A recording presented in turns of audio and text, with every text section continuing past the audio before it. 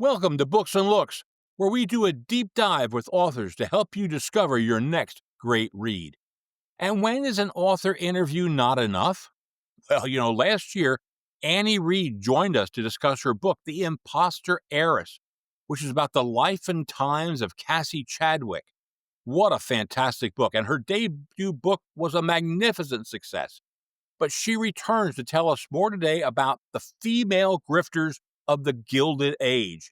That's right, the Gilded Age was a time of riches, a time of excess, and also a time when women were extremely busy as grifters, swindlers, and thieves.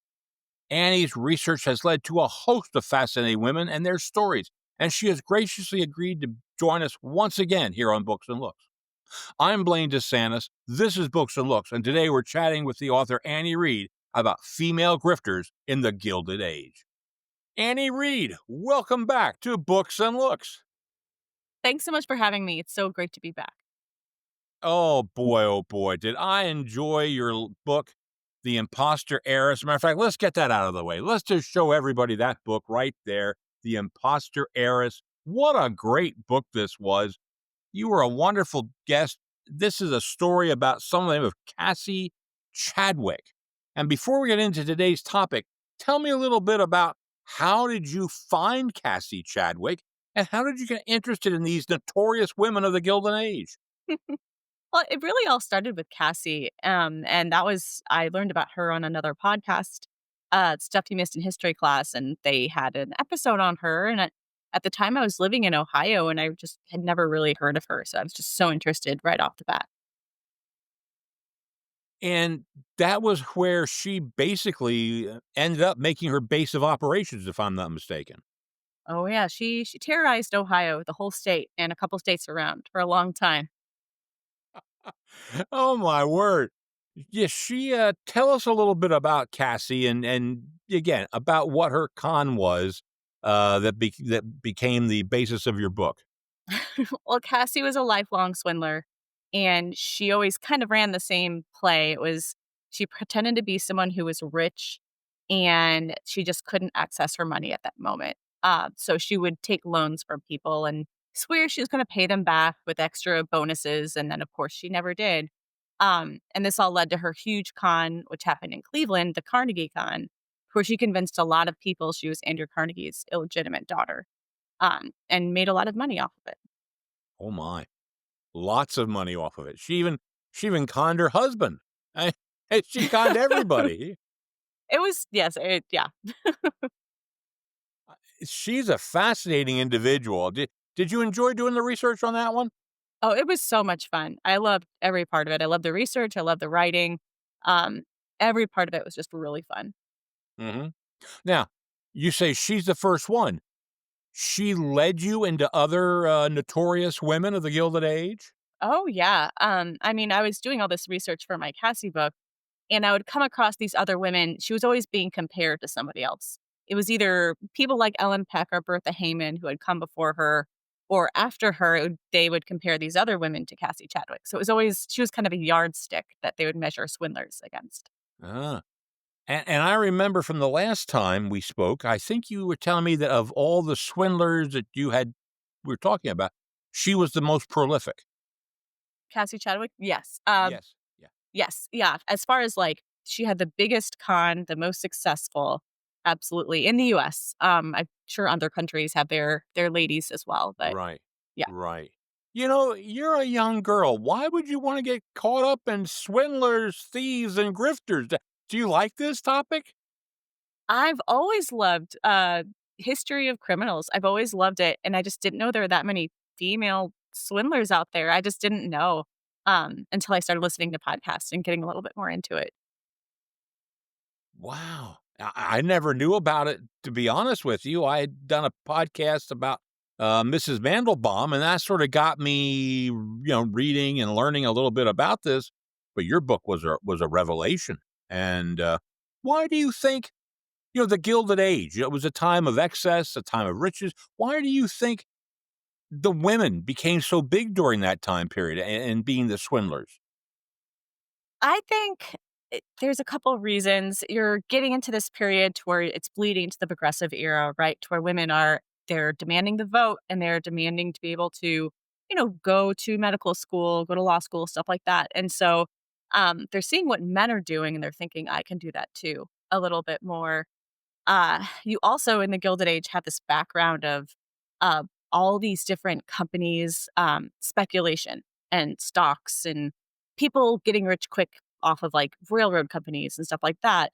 And I think with this background, you can run a swindle with that same framework of like invest money in my company or in my idea or even in me, and you'll be rich just by giving me your money. So yeah, I think they played with that concept a lot. Yeah, it was for us, it was like the beginning of the Industrial Revolution, and there was all this stuff, as you said, going on, and we didn't have the internet back then.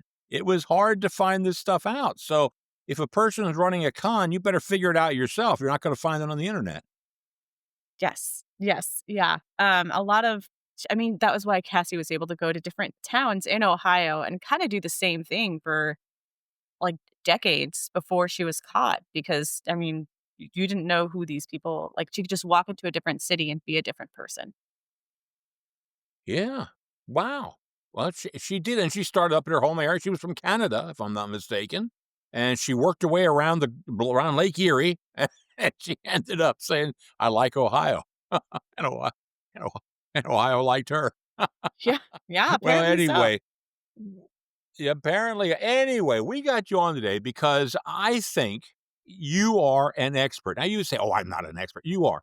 You're an expert in my mind on female swindlers, grifters, thieves of the Gilded Age. And friends, these are not fiction. No, this is all real stuff that's going on. And Annie she wrote a wonderful article about this. And she's going to tell us a little bit about some other women that have become notorious. So, Annie, who would you start out with? I think I would have to start out with Ellen Peck. Okay. Who is she?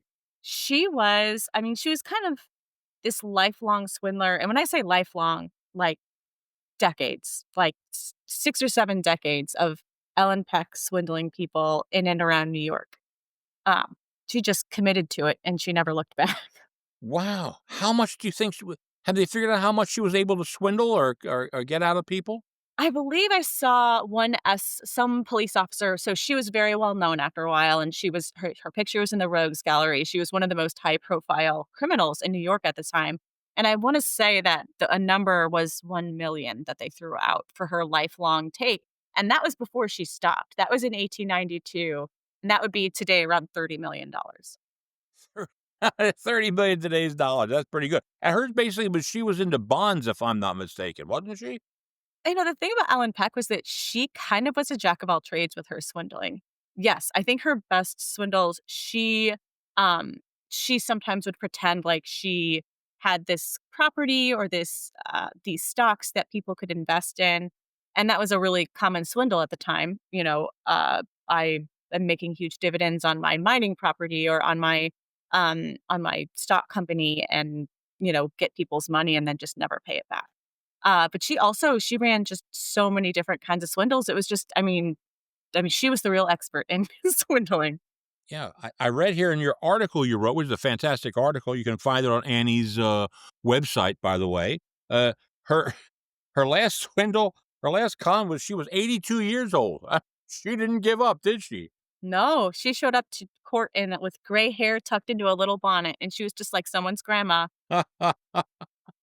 And did they keep finding her guilty all the time, or did they have compassion upon her? She was not. She didn't do a lot of prison time. A lot of these women did surprisingly little prison time, but she was found guilty. Um, I believe that time because she was sentenced, and then people thought it was a death sentence, but she got pardoned. So. Who do you? I think I see another here called Bertha. Is there a Bertha Heyman? Is that the name? Bertha, so she was this German woman who had immigrated over sometime in the 1870s, I want to say. And she was similar to Ellen Peck in that she ran a lot of different swindles, but hers were all her pretending to be rich. And she would, go the whole 9 yards, stay in a fancy hotel. She would have servants and fancy dresses and carriages taking her around. and would get people to give her loans. So very similar to Cassie Chadwick, actually. How long was she active? Do you know? I wanna say it was a few decades. So she actually did just stop doing it. She retired. Kinda saw that she was getting into more trouble than what it was worth. Mm, So it was sometime mhm. in the Okay. 1890s that she went out west and she, just started I think she owned a theater out there. She would appear in lectures and talk about her swindling past and her wayward ways and, um, just kinda got into the entertainment industry out there a little bit. As a matter of fact, I noticed here that says that she used to wrestle. She would wrestle people.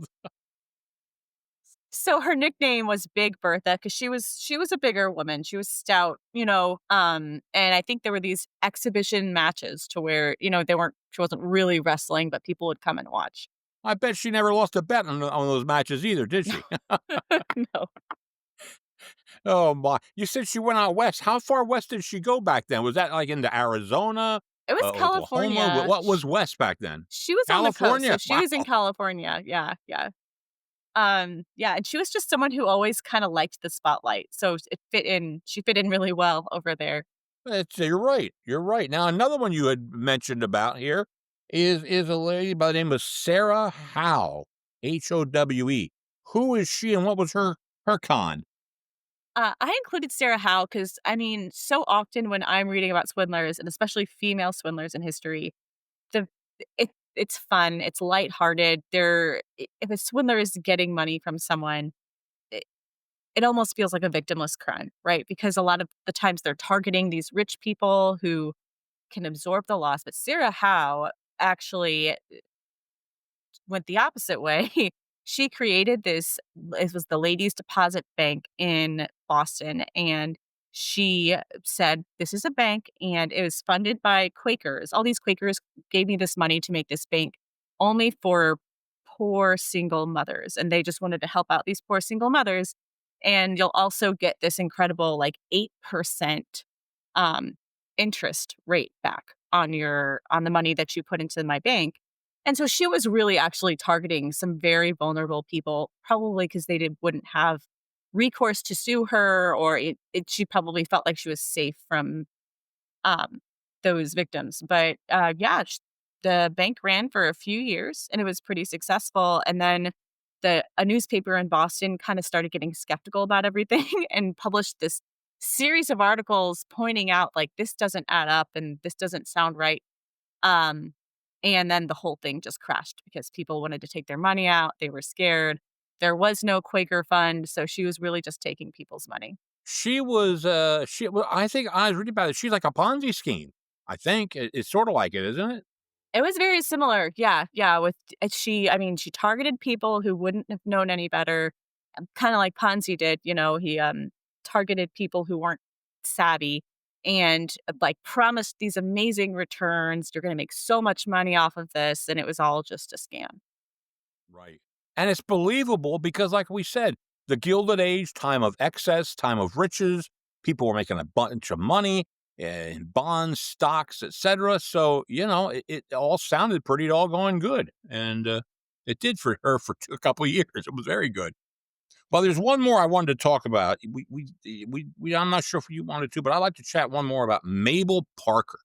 So she was part of this forgery and swindling ring, and they would basically steal people's letters out of their mailbox, find the checks. Mabel would practice signatures until she could forge someone's handwriting and their signature really well, request more checks from their bank, and then just go to town. So the banks would oftentimes not even know for a long time that they were being cheated out of this money. Did you find any real similarity between these women? I mean, all poor, maybe all immigrants, maybe I couldn't detect a pattern. Did you see anything? I didn't see I think there were none of them came from secure backgrounds and, like, wealth. I mean, and, like, some of them were very poor and some of them were not very poor, but, like, none of them came from extreme wealth or anything like that. But besides that, no, yeah. All walks of life. I'll tell you, it was really something. And now you did this article. How long ago did you write that article? Oh, boy. Few years, I think. Before or after Cassie Chadwick, the book? Did you write that contemporaneously, or when did you write that? It was before. I wanna say it was right when I started talking to my publisher about the possibility of the Cassie book. Okay. Yeah. Okay. All right. Very good. But since that time, apparently your interest has continued, and you've got some other ones that, wow. I want to talk about these two women. I'm just going to shut up now and let you go on and on about these two women and something called the House of something, House of Hearts. Okay, go ahead. Tell us all about The that. House of Hearts. So this was and these 2 girls are just so fascinating to me. Their names were Izzella Brown and Vina, and they were best friends in the Gilded Age, and they just had known each other for decades and really supported each other through some major life changes. Um, Vina actually had a pretty ugly separation from her husband that Izzella helped her through in some pretty pretty extreme ways. And they actually, they got a little bit violent with her husband that she was separating from, yeah. Um, they lured him to a street corner, and they had these whips, and they whipped him until he was bleeding, and they were very proud of it. They kinda bragged about it to reporters. I'm not entirely sure why they were never fully prosecuted about it, they were very brazen about it, and they said, "Look, he was trying to cheat Vina out of her money, and we just don't think men should cheat women out of their money, and so we whipped him." Um, so that's kind of the background. They definitely had a contempt for men. Um, and then, within a few years, they started the House of Hearts, which was this business that they ran together that was essentially a marriage, swindle, but just, like, very, very big. Like, they would put these personal ads out in newspapers, like, across the Eastern Seaboard, really, saying, I'm a widow, and my husband just died and left me all this money, and I am looking for true love, and I'm looking for a man to help me with all my money." So, of course, you get a lot of people responding because all these men are like, "Oh, okay, I can marry rich, and that would be great." Um, and they would string these men along for a long time. I mean, these men would come into the city, they were in New York, and come to their house, which was this mansion that was all decked out, just looked exactly like a rich person's mansion would look. They would see, like, their picture on the mantle, and they would meet a couple times, they'd go on dates, they'd get engaged, and then, eventually, either the man would kinda get wise to what was happening and that he was always sending her money and they were never actually gonna get married, or Vina and Izzella would sense there was just nothing where they could get out of it, and they would kind of ghost this guy, just send him a letter from a different city that said, "Oh, I've moved," and, they did this a lot. So were they both running this con? Yes, they both were. I think Vina maybe did a little bit more of the, like, meet in persons. I know that when they got in trouble, it was all of Vina's suitors that came forward to, like, lodge complaints, but they were both doing it, but it seemed like maybe Izzella was more in the background, although I know that she was doing the same thing. Just maybe she did a better job of handling her men and that they they weren't so upset about it to where Vina's men were very upset and wanted to see her in jail. And that is one of the problems, that unless a man would complain about what was going on, no one would have any idea about what they were doing. No, right. And so often men back then, I mean, even now it's embarrassing to be swindled by somebody, like it happens online and it would be embarrassing. And I mean, it was very similar is that there were a lot of victims that just never came forward because they didn't want the embarrassment. Right. Friends, we talk about, and you say, Blaine, why are we doing this? First of all, Annie's a fantastic, interesting person, knows a lot about these things, but this was going on for a long time. And we see it nowadays. You know, you can talk to Ukrainian women. You can talk to this. They're all out to get your money. Okay. All they're trying to do is same thing. It's a con. It's all a con, one way or the other. I don't know if it's hit you, Annie, where you are, but we get emails constantly or text messages.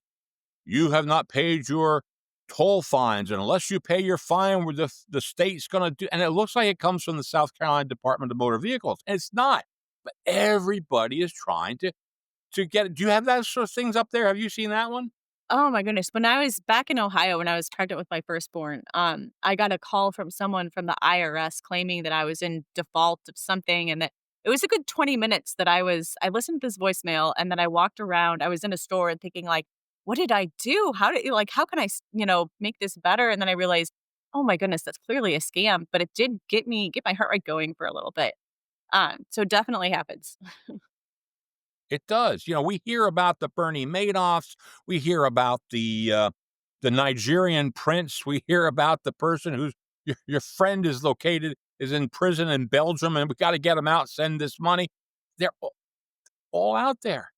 Did you find a definite beginning point to these types of swindles? Like, did it start before the Civil War, after the Civil War? When did you see that? I did see a lot more 1880s, although really, I mean, anytime, I think big cities, places with lots of people and where you can be anonymous. I mean, it's harder to go from town to town, but like as more people are getting into more packed places and there's just more anonymity, I think that's really gave rise to a lot of it. Okay, and it wasn't just here.